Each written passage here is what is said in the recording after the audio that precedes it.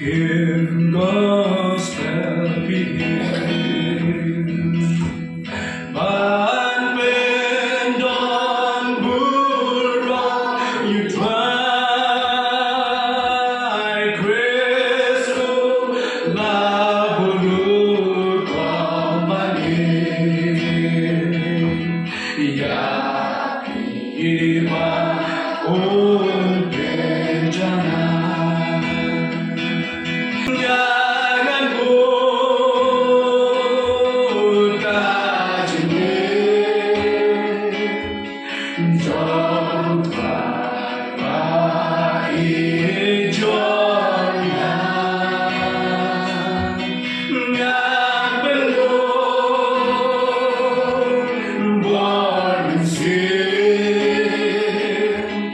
Baik berban bersisa Adik Tuhan Yesus hidup endonkan nihem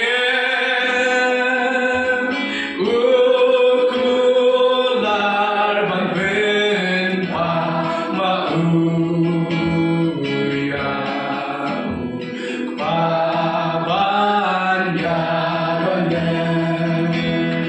nganan bud kajiye jom